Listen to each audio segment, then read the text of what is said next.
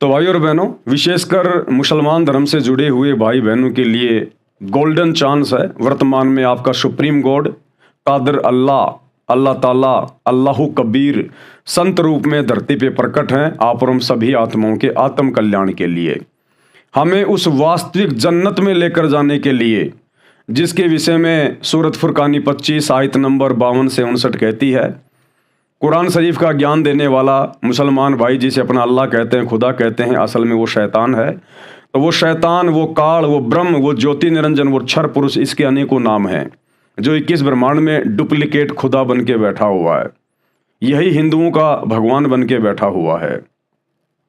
तो आयत नंबर 59 में वो शैतान हज़रत मोहम्मद जी को कह रहा है कि ए हज़रत मोहम्मद, जिस अल्लाह ने 6 दिन में सृष्टि को रचा, यानी आसमान और ज़मीन के दरमियान जो भी कुछ था उसको बनाया, उसके बाद 7वें आसमान पर अपने तख्त पर जा विराजा, उस अल्लाह की जानकारी, उस परमेश्वर की जानकारी तू किसी बाखबर से जा पूछ। तो भाई और बहनों, वो बाखबर आज वर्तमान में सतगुरु रामपाल जी के रूप में प्रकट है।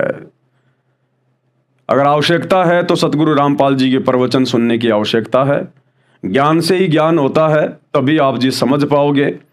और इस पवित्र आसमानी पुस्तक मुसलमान नहीं समझे ज्ञान कुरान, इस पुस्तक के अंदर मुसलमान धर्म से जुड़े हुए आम व्यक्तियों के तो छोड़िए, मुसलमान धर्म के जो बड़े बड़े स्कॉलर हैं, विद्वान हैं, उलेमा हैं, मुल्ला मौलवी काजी हैं, उनकी तमाम शंकाओं का समाधान कुरान शरीफ, कुरान मस्जिद के आधार से किया गया है, प्रमाण दिखा दिखा के।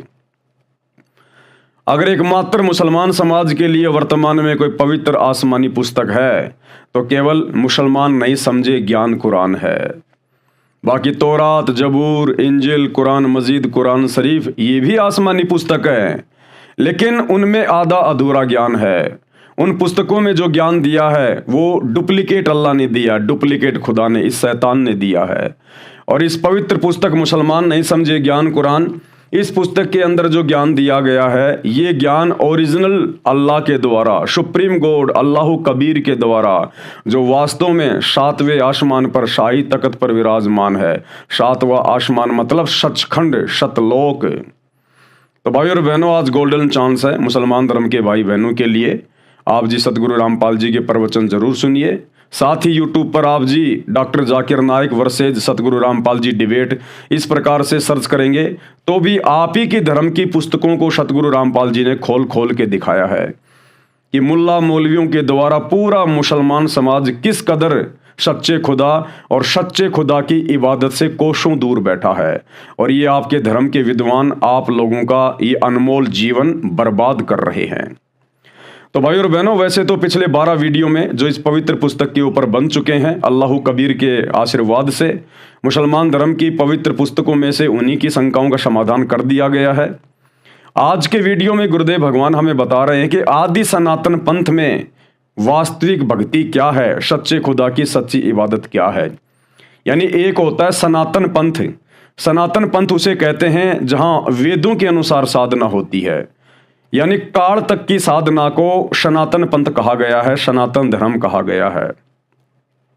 और इस शैतान से ऊपर की जो साधना है, जो जन्म और मरण के चक्कर को समाप्त करने वाली है, हमें फिर कभी जहन्नुम में नहीं जाना, बार बार हमने जन्म नहीं लेना, बार बार जन्म लेकर हमने लक 84 में गधा कुत्ता शुअर नहीं बनना। वो है आदि सनातन पंथ, आदि सनातन धर्म की भक्ति।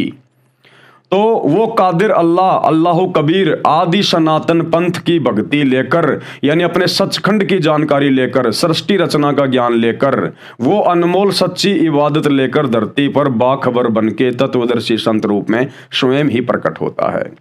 तो पिछले वीडियो में आप जी सनातन पंथ में की जाने वाली इबादत क्या है, आप कैसे शैतान के ही लोक में जा सकते हैं, ब्रह्म लोक में जा सकते हैं थोड़े समय के लिए, वहां अपना कर्म भोगकर फिर आपने वापस पृथ्वी पे आना पड़ेगा।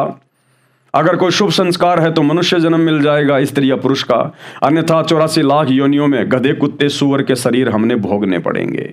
और नरक भी फिर ज्यादातर समय हमने भोगना पड़ेगा, क्योंकि पृथ्वी पर जब तक ये इंसान बाखबर की शरण में नहीं आएगा, तत्वदर्शी संत की शरण में नहीं आएगा, तब तक शुभ कर्म अधिक नहीं कर पाता है, पाप कर्म ही ज्यादा करता है, और पाप कर्मों की अधिकता के कारण उसको जहन्नुम में समय ज्यादा बिताना पड़ता है।